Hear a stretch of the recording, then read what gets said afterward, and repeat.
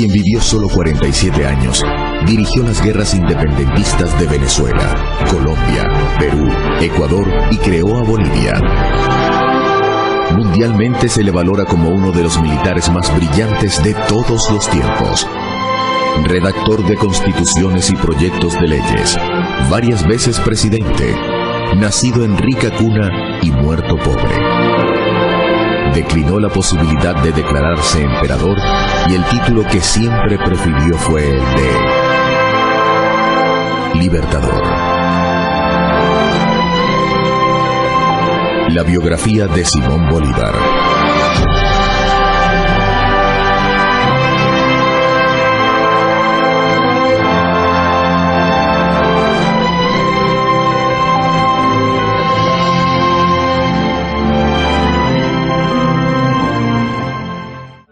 Corría el año de 1783 y era la ciudad de Caracas una incipiente población de menos de 45.000 habitantes. Venezuela apenas tenía 6 años de existencia como capitanía general, pues antes había sido una simple dependencia del virreinato de Santa Fe de Bogotá. El futuro libertador, Simón Bolívar, nace el 24 de julio de 1783 en su mansión familiar de la Plaza de San Jacinto. Es el cuarto hijo de una de las familias más acaudaladas de Caracas. Su fortuna alcanzaba para la época más de $8 millones. Como su madre está muy delicada de salud, la tarea de amamantarlo correspondió a 2 nobles esclavas negras, Matea e Hipólita, a quienes el libertador recordará siempre con cariño. El infortunio lo alcanzará tempranamente, pues tenía 3 años de edad cuando muere su padre, Juan Vicente Bolívar y Ponte, coronel del ejército español. 6 años después, pierde a su madre. Muy niño, comenzó a dar muestras de su carácter recio e indoblegable. Habiendo muerto su abuelo don Feliciano Palacio, su tutoría quedó a cargo de sus tíos Esteban y Carlos Palacio, con quienes no se entendía muy bien. Con solo 12 años, huye de sus tutores y terminó interno en casa del maestro Simón Rodríguez. Trasladado contra su voluntad, se resistió diciendo que de sus bienes podrían disponer, pero no de su persona, pues en esta solo mandaba él. Simón Rodríguez, declarado partidario de la independencia de España, resultará un personaje clave en su formación, pues primero que nadie descubrió en Bolívar sus excepcionales cualidades. Usted formó mi corazón para la libertad, para la justicia, para lo grande, para lo hermoso. Le agradecerá muchos años después.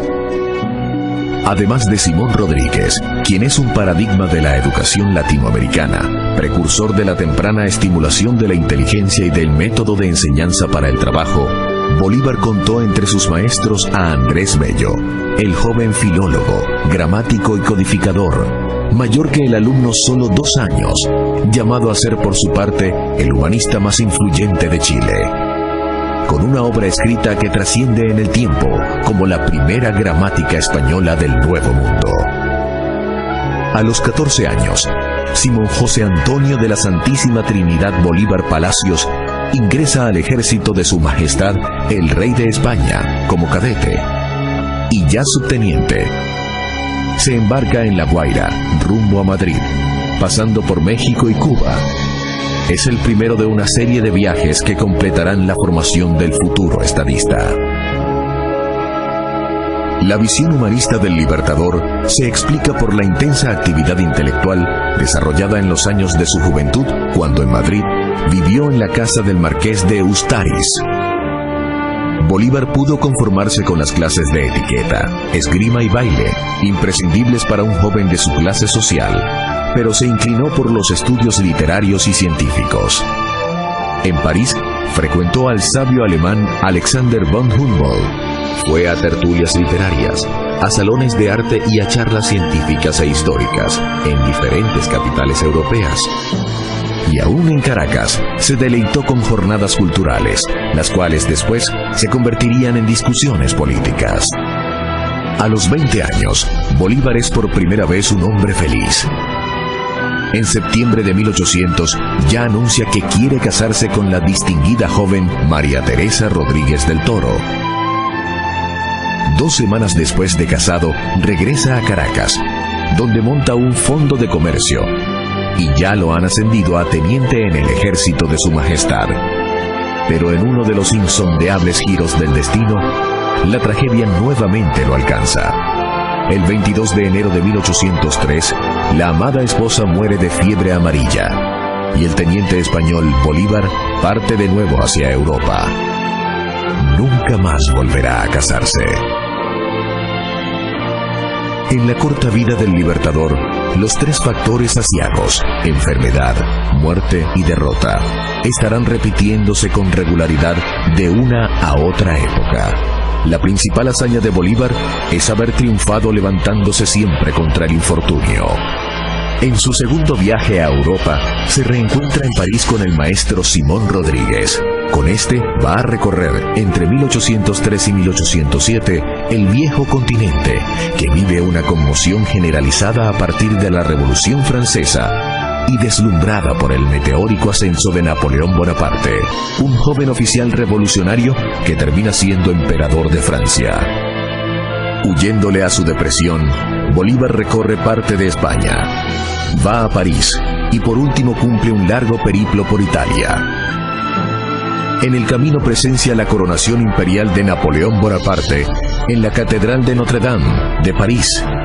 Seguramente que bajo el influjo de semejante coyuntura histórica, en agosto de 1805, se arrodilla en el Monte Sacro de Roma, junto a su amigo Fernando Toro, y frente a su maestro don Simón Rodríguez, hace el voto de su vida. Juro delante de usted, juro por el Dios de mis padres, juro por ellos, juro por mi honor y juro por mi patria, que no daré descanso a mi brazo, ni reposo a mi alma, hasta que haya roto las cadenas que nos oprimen por voluntad del poder español. La Revolución Francesa le ha mostrado el potencial de cambio de los pueblos en ebullición. Y ya con una mentalidad crítica hacia la dominación española, Bolívar visita Estados Unidos, la joven nación que poco atrás obtuviera su independencia de Inglaterra.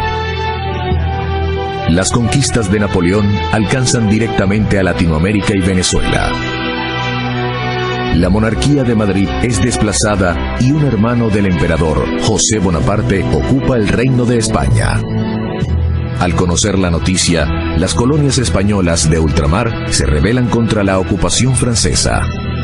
Saliendo a defender los derechos del rey derrocado, emprenden el franco camino hacia la independencia. Es el histórico año de 1810. El 19 de abril, tras la renuncia del capitán general español Vicente Emparan, se constituye en Caracas una junta que asume temporalmente el gobierno de la capitanía y envía a Bolívar con Andrés Bello y López Méndez para gestionar el apoyo de Inglaterra.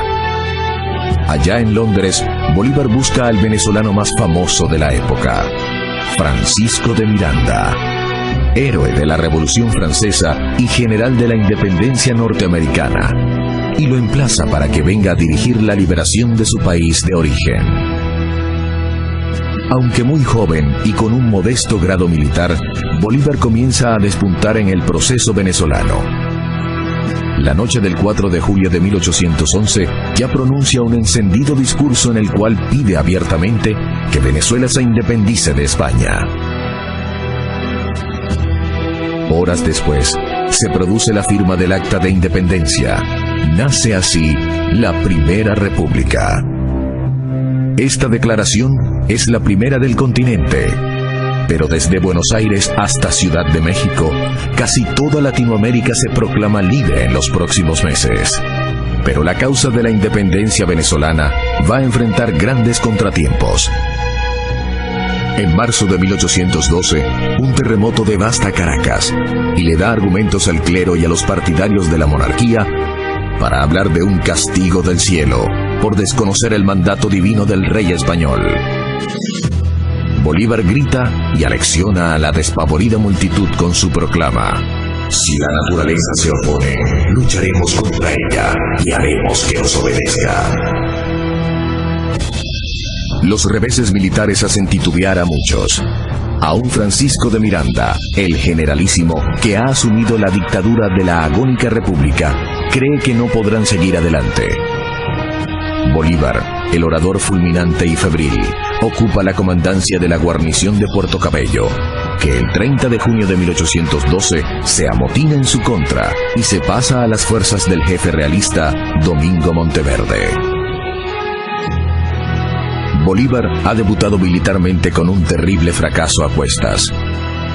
Pero entonces ratifica con los hechos lo que proclaman sus palabras. Lejos de aceptar la derrota, jura que va a seguir hasta el fin.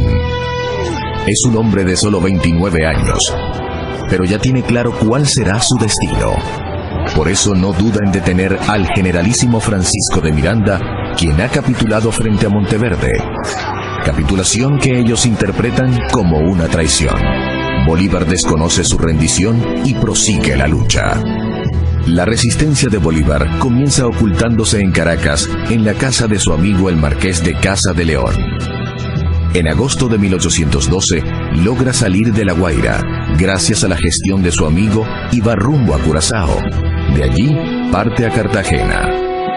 En noviembre del mismo año, 1812, desde Cartagena de Indias en Colombia, primero con alocuciones para los pueblos del sur y después con campañas militares, prosigue batallando contra España, porque en el futuro la causa de la independencia se librará contra la monarquía de Fernando VII, quien al volver al trono envía una expedición de 10.000 hombres para revertir el proceso emancipador de Venezuela. Aunque derrotado en Venezuela, Bolívar no se ha rendido, y desde Colombia, entre diciembre de 1812 y febrero de 1813, desarrolla una vigorosa arremetida, que le lleva a liberar varios pueblos de Magdalena, Barranca, Tenerife, Mompox, el Banco de Magdalena, Ocaña, hasta Cúcuta, en la frontera con el Táchira de Venezuela. Con respaldo de la Confederación Independiente de Nueva Granada, el 10 de marzo de 1813 invade a Venezuela por San Antonio del Táchira, iniciando la célebre campaña Admirable, que en pocos meses lo llevará de triunfo en triunfo hasta Caracas. Con un ejercicio sorprendente de la audacia, la optimización de sus escasos recursos y notables hazañas militares, va de Cúcuta a Mérida, donde por primera vez lo aclaman como libertador. De allí a Trujillo, luego a Guanare, Barinas, Araure y Valencia, hasta llegar a Caracas en octubre del mismo año. Al impulso de semejantes proezas militares, se instala la Segunda República Libre de Venezuela. El 15 de junio de ese mismo año, 1813, mientras avanzaba la campaña Admirable, había dictado su célebre decreto de guerra a muerte. Españoles y canarios, contad con la muerte, aun siendo indiferentes, si no obráis activamente en obsequio de la libertad de América. Americanos, contad con la vida, aun cuando seáis culpables. Ha lanzado este ultimátum para obligar a cada quien a tomar posición. Con ello quiere crear una conciencia de unidad nacional entre los venezolanos y obligar a los comerciantes españoles a respaldar la causa independentista.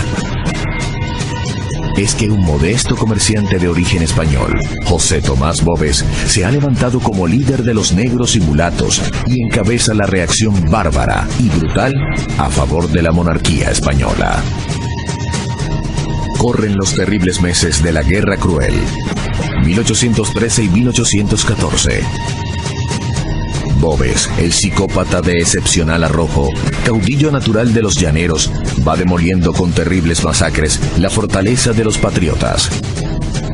Bolívar y su Segunda República van ahora de derrota en derrota. El estadista colombiano Camilo Torres reconoce y enaltece su paradoja. Sois un militar en desgracia, pero también un gran hombre.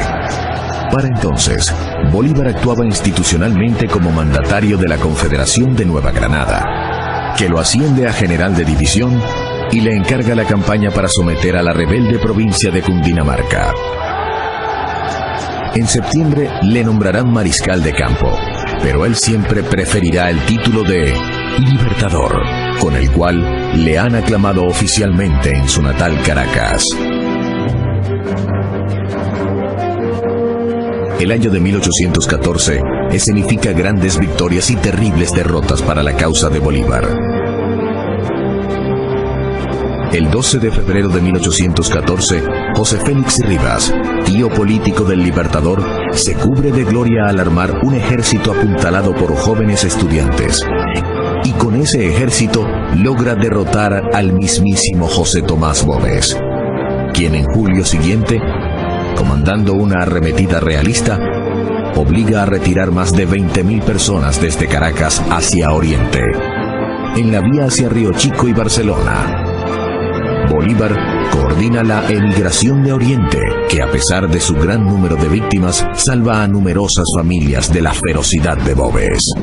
El destino produce una rara jugada. En la batalla de Úrica, de diciembre de 1814, los ejércitos libertadores son aniquilados, pero el gran caudillo popular de los españoles, José Tomás Boves, muere en una operación heroica dirigida por Pedro Saraza. Con los ejércitos patriotas devastados, se pierde la Segunda República, pero se crean las condiciones para que en el futuro cercano, los patriotas pasen a liderizar afectivamente el alma nacional venezolana. Los reveses militares lo arrojan nuevamente al exilio. De Carúpano va a Cartagena, de allí a Pamplona, luego a Tunja. Explica al Congreso de Colombia los pormenores de la guerra. De allí a Honda y Ocaña. En Colombia tiene aliados y detractores. Finalmente, en mayo de 1815, llega a Jamaica, y allí tiene la oportunidad de analizar por escrito, con brillantez notable, las causas del fracaso y los retos para el futuro. Es la célebre Carta de Jamaica, donde aboga por la unidad para lograr la libertad. La América está encontrada entre sí, porque se halla abandonada de todas las naciones, aislada en medio del universo, sin relaciones diplomáticas ni auxilios militares, y combatida por la España, que posee más elementos para la guerra que cuantos nosotros furtivamente podemos adquirir. Personaje versátil, tiene el raro don de asumir visceralmente cada faceta de su actuación. En el campo de batalla, planifica meticulosamente, y cuando decae la moral de sus tropas, se mete personalmente en la pelea, dando muestras de arrojo suicida. Es un orador conmovedor, capaz de improvisar y de leer impecablemente. También escribe con sentido analítico, y sus ensayos incluyen sociología, historia, derecho y ciencia política. Cerrando el año de 1815, llega a Haití, donde recibe extraordinario apoyo de parte del presidente Luis Petion. Allí asume el compromiso de liberar a los esclavos negros una vez llegue al poder en Venezuela. Ningún revés lo detiene. Cada uno de los generales patriotas se cree con derecho a ser el libertador. José Félix Rivas, su pariente y rival militar, perece a manos de los españoles. Carlos Manuel Piar y Santiago Mariño le disputan el liderazgo supremo del ejército libertador. Entre 1814 y 1819, se destaca como el hombre de las dificultades. Por diferencia de criterios, se separa del mando colombiano y del ejército neogranadino. En las playas del oriente venezolano, con todas las posibilidades en contra, recibe el mando supremo de la nueva campaña militar. En el camino, decreta la liberación de los esclavos y autoriza la repartición de bienes incautados a los enemigos. Con un ejército casi ilógico de la persistencia, sigue batallando. Embarca y desembarca, va y viene. Compensa debilidades con fortalezas. Sorprende a los enemigos.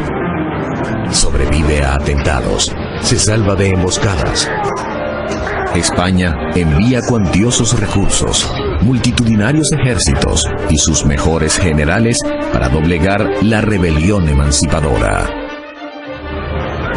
Bolívar muestra otra faceta más impresionante aún.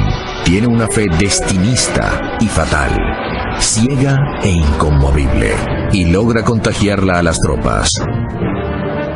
Es un magnetismo personal que a los desventurados soldados les permite olvidar el hambre, el frío, las penurias de andar a caballo, la superioridad numérica del enemigo y las enormes distancias de cada campaña. Napoleón Bonaparte, ya derrotado y errante, había manifestado su intención de refugiarse en Latinoamérica. Y Bolívar le había escrito al antiguo emperador francés: usted y yo no cabemos en el mismo continente. Así se va imponiendo como el jefe supremo, natural e insustituible, único e imprescindible de la causa independentista. José Antonio Páez, un caporal llanero que ha heredado el ascendiente sobre las tropas mestizas, especie de Bobes bueno, se le une y lo sigue. En los 6 primeros meses de 1816, dirige la campaña de Oriente, desde Margarita y la isla de los Frailes hasta Carúpano, y de allí, en julio del mismo año, desembarca en Ocumare de la Costa. Accidentalmente va a Bonaire y las costas de Puerto Rico, pero inmediatamente regresa hacia Guiria, al otro extremo de Cumaná. En agosto enfrenta un motín de sus propios generales del Ejército Libertador y tras una breve travesía marítima llega a Guayana. A esas alturas combatía simultáneamente contra la oposición interna de los generales libertadores y contra las tropas españolas. La campaña en Guayana también está plagada de contratiempos, pero él sigue irreductible en su propósito y en sus ideales. Para 1817 había un clima de anarquía en el ejército independentista que solo amainará cuando la justicia militar someta al general Carlos Manuel Piar a un consejo de guerra. Bolívar permite su ejecución para imponer el principio de obediencia y la línea de mando, indispensable para el avance de su causa. Ni la oposición de los otros generales patriotas, ni las derrotas a manos de los españoles, ni la escasez de recursos, ni los problemas logísticos y de coordinación entre los varios ejércitos. Nada medra su ánimo. De la Guayana sigue al llano, y de nuevo hacia Guayana, y San Fernando de Apure. Ya en los difíciles años de su campaña oriental y llanera, manifestaba su idealismo por la unidad latinoamericana. En julio de 1818, le había escrito a la comandancia del Río de la Plata, Argentina, diciéndole que cuando lograra el triunfo, Venezuela los convertiría en una sola sociedad, para que la unidad sea la divisa en la América Meridional. Para principios de 1819, el milagro se está logrando. Ha consolidado la independencia en la inmensa extensión territorial de Guayana, Oriente y el llano de Venezuela. Y el 29 de enero convoca el Congreso de Angostura, desde el cual ya no solo reta a España, sino que advierte a Europa entera sobre la imposibilidad de restaurar la dominación borbónica sobre los pueblos americanos. La República de Venezuela, por derecho divino y humano, está emancipada de la nación española y constituida en un Estado independiente y soberano. De ese Congreso de Angostura nace el proyecto de República de la Gran Colombia, que comprenderá a Venezuela, Colombia y Ecuador. Ahora es un estadista que habla de democracia, contra los gobiernos personalistas y defiende los sistemas populares. Pero en vez de deleitarse con la victoria en Venezuela, se va a Colombia, porque teme una reinvasión española a través del vecino país.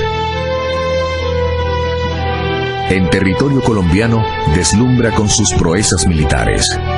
En una penosa odisea de casi 4 semanas, logran cruzar sigilosamente, mal vestidos, con escasas provisiones, agobiados por el terrible frío y el hambre, la cordillera de los Andes y el gélido páramo de Pisba, y tras haber perdido muchos de sus soldados, caballos y mulas, caen por la retaguardia y derrotan en la batalla de Boyacá a las tropas del general Barreiro, a quien incluso hacen prisionero.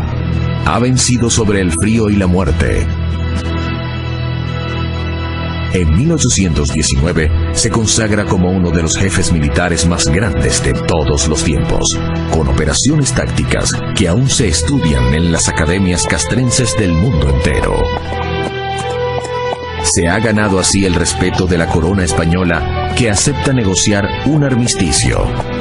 En Santa Ana de Trujillo se reúne con el general realista Pablo Morillo y acuerdan una regularización de las hostilidades, con canje de prisioneros y un temporal cese al fuego. 10 años después de haber comenzado la pelea, finalmente está en condiciones de negociar con España. Cuando comenzó su gesta apenas dirigía cuadrillas de soldados sin uniformes, sin disciplina, descalzos y desarmados. Ahora comanda un verdadero ejército nacional y su política recibe apoyo diplomático y militar de Inglaterra, la otra gran potencia mundial que competía con España por la primacía en América. La tregua firmada entre Bolívar y Morillo permite la reorganización de cada bando con miras a la batalla final, que se va a librar el 24 de junio de 1821 en la sabana de Carabobo. La batalla de Carabobo constituye una de las proezas militares más grandes de todos los tiempos. Los patriotas baten a un enemigo infinitamente superior en fuerza, en recursos logísticos, en caballos y armamento. La victoria es tan impactante que sella la independencia de Venezuela y debilita al Imperio Español en todo el continente. Progresivamente van alcanzando su independencia México, Guatemala y Santo Domingo en República Dominicana. Esta última proclama su intención de incorporarse a la Gran Colombia, presidida por Simón Bolívar. En adelante vive los años de su apogeo. Las cancillerías de Europa lo estudian de cerca como el hombre del momento mundial. Pero Bolívar prosigue su batalla como si fuera el primer día. Lejos de deleitar las mieles del triunfo, monta a caballo hacia el sur. Llega a Quito, Ecuador, en junio de 1822 y poco después decreta la incorporación de Guayaquil a Colombia.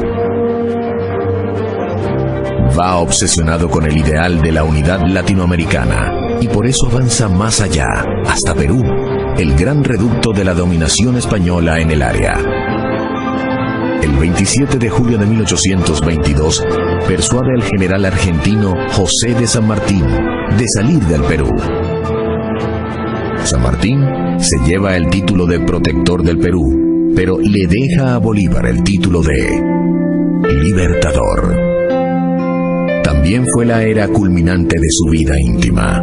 El hombre desgraciado para el amor, que ha vivido irregulares romances a lo largo de su viudez, conoce a Manuelita Sáenz e inmediatamente se enamora de ella, quien abandona su vida en la alta sociedad de Quito y parte tras Bolívar, destinada a compartir y sufrir con él los últimos años.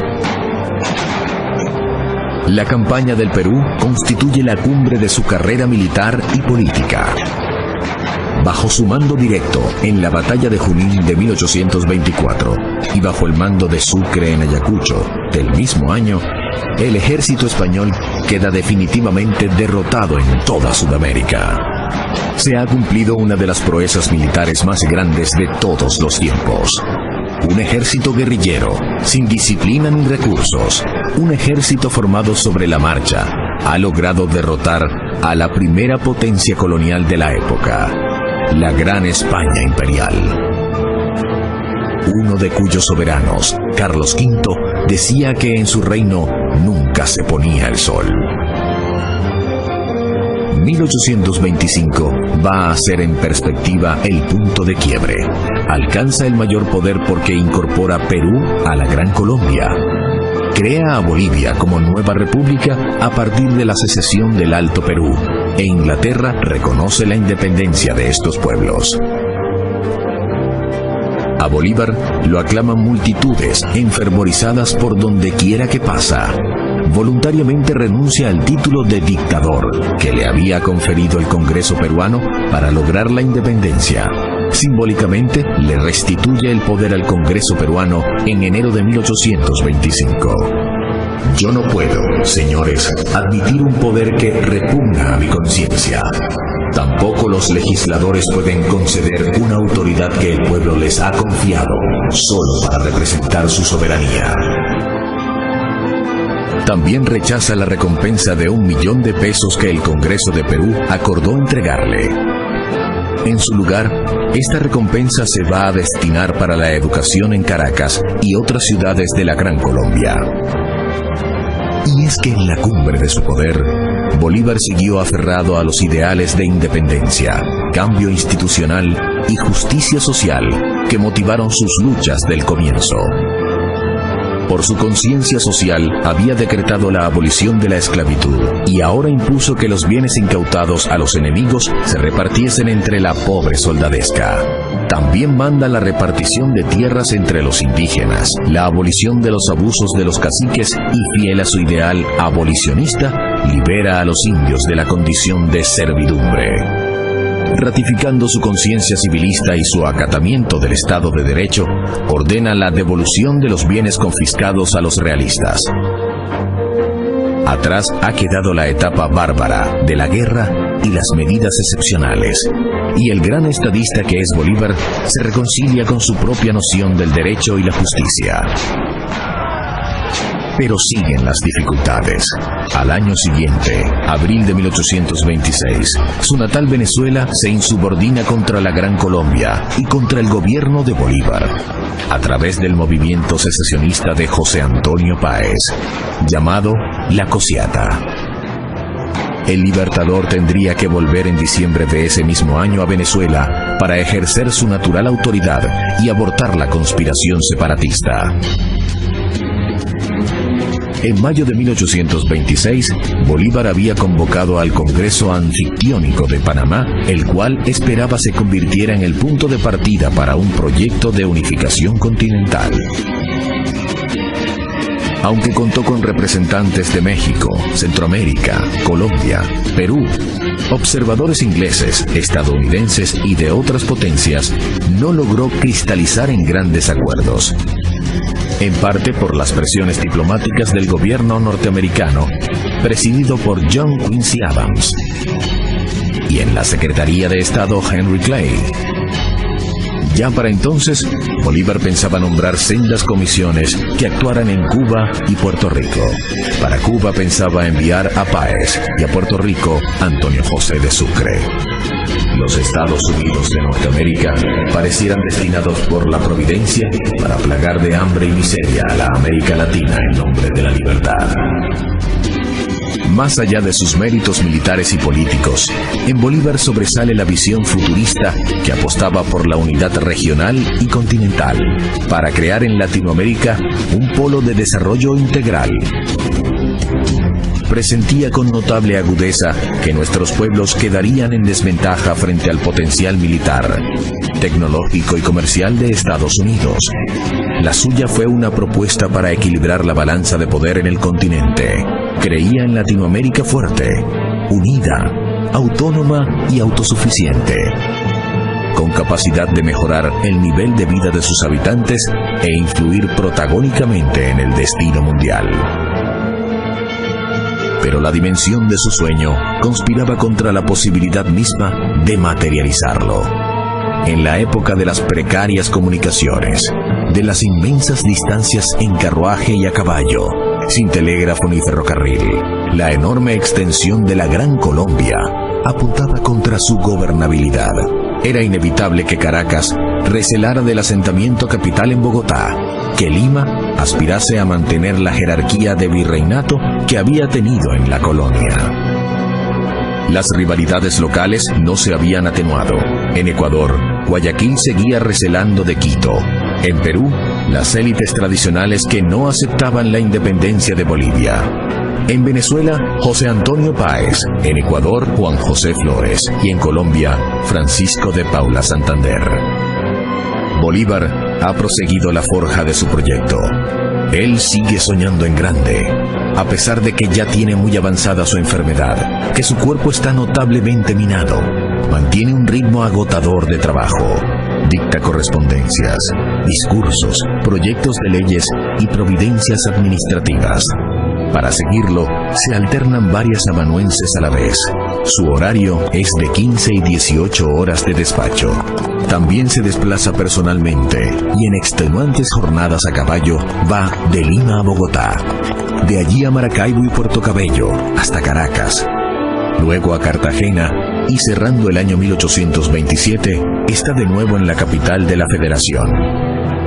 En Bogotá, capital de la entidad que comprendía todavía a Bolivia, Perú, Ecuador, Venezuela y por supuesto Colombia, se desempeña como un magistrado civil, acatando respetuoso la autoridad del Congreso, incluso cuando ese Congreso toma decisiones contrarias a sus proposiciones.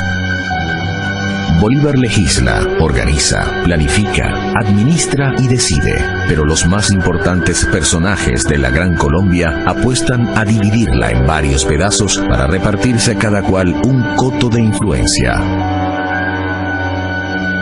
Las diferencias con Santander, el vicepresidente colombiano, provocan la ruptura. Con la salud minada, pues ya sufría frecuentes ataques de fiebre y delirio propios de su mortal enfermedad, Bolívar se mostraba dispuesto a dejar el poder, ofrecía su renuncia, pero el Congreso Gran Colombiano, por las mismas rencillas entre los jefes locales, la rechazaba. El eje de la discordia era la animadversión entre Páez, el dirigente de Venezuela, y Santander, el dirigente de Colombia. Las rencillas han abortado el Congreso de Ocaña y ya se perfila la próxima división de la Gran Colombia. Bolívar ahora se ve obligado, el 20 de septiembre de 1828, a asumir poderes dictatoriales en Bogotá. Desesperadamente buscaba a toda costa salvar la gobernabilidad de la gigantesca federación que constituía su mayor sueño. Entonces, la reacción antibolivariana estalla. Las apetencias personales y las diferencias políticas logran desdibujar la buena imagen del hombre que ha sacrificado todo por el ideal de la América libre y unida. En Colombia, la oposición en su contra es tan exaltada que intentan asesinarlo el 25 de septiembre de 1828. Esa noche, la valentía de su compañera, Manuelita Sáenz, le salva la vida milagrosamente. Lo hace saltar por un balcón mientras ella sale a encarar a los asesinos. La mujer que ha dejado todo por el amor será conocida en adelante como la libertadora del libertador. La investigación sobre el frustrado magnicidio pone en evidencia las profundas divisiones de la sociedad grancolombina. Varios de los responsables son condenados a muerte. Todo esto agudiza la tensión y le da argumentos a los opositores. Perú es el primer país en separarse formalmente de la Gran Colombia, pero en Venezuela resurge con más fuerza el movimiento autonomista, nuevamente centrado en José Antonio Páez. Así llegamos al fatídico año de 1830, en el cual Bolívar conoció varias muertes. Primero, vio perecer su proyecto de unidad continental. Después, constató cómo muchos de sus más antiguos colaboradores se manifestaban en su contra. Perdió a Antonio José de Sucre, asesinado por los enemigos precisamente para impedir que sucediera al Libertador. Perdió el poder. Su presencia fue prohibida en Venezuela y por último, perdió la vida. En enero de 1830 se había instalado un Congreso Constituyente en Valencia, Venezuela, el cual, tras varios meses de sesiones, acordó separarse de la Federación y suspender relaciones con Colombia mientras Simón Bolívar permaneciera en el territorio de ese país. Ya en los últimos meses, es un hombre muy debilitado. Había perdido mucho cabello, tenía las mejillas hundidas, los ojos sin vigor. Parezco un viejo de 60 años, confesaba entonces. El 3 de mayo de 1830 dejó la presidencia de la también agonizante Gran Colombia. Se despide de Manuelita Sáenz con una ferviente carta. 5 días después, inició viaje por el río Magdalena y en Cartagena, para mayor aflicción, se enteró de la muerte de Sucre. Su último viaje fue también el más triste. Buscaba salir de Colombia para embarcarse hacia Europa y morir en el exilio, pero la gravedad no le dio tiempo. estaba profundamente deprimido. Se comparaba con Cristo y el Quijote, concibiéndolos como otros soñadores de imposibles. He arado en el viento, he sembrado en el mar, he sido víctima de mis perseguidores, que me han conducido a las puertas del sepulcro. Yo los perdono. El 6 de diciembre hace una parada forzosa en Santa Marta y se aloja en la propiedad de don Joaquín de Mier. Lo recibe en silla de brazos su amigo, el médico Próspero Reverén. Venía pasando una temporada de angustia, agotamiento y espanto. Atribuía a la bilis el tormento de su gastada humanidad. Padecía gastroenteritis, cólicos, dolores de cabeza y trastornos digestivos. También desgastó a Bolívar la magnitud de las distancias. Pero sobre todo le afectó la magnitud del reto. El proyecto de unidad continental, que hoy ensalzamos como visionario, fue simplemente una utopía para la época. Está profundamente débil. No puede sostenerse por sus propios pies, pero no pierde la lucidez mental. Aconseja la paz y la concordia. Le cuesta dormir. No quiere comer. Siente dolores en el pecho. Llega el hipo y se agrava.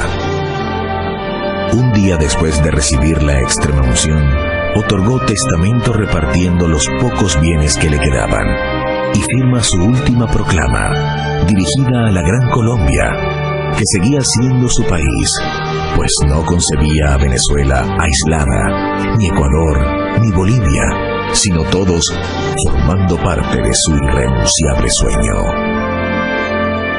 Colombianos, mis últimos votos son por la felicidad de la patria. Si mi muerte contribuye para que cesen los partidos y se consolide la unión, yo bajaré tranquilo al sepulcro. En los días siguientes, la situación se agrava y el 17 de diciembre, a la 1 de la tarde, todo había terminado. Comienza ahora su vida en la inmortalidad.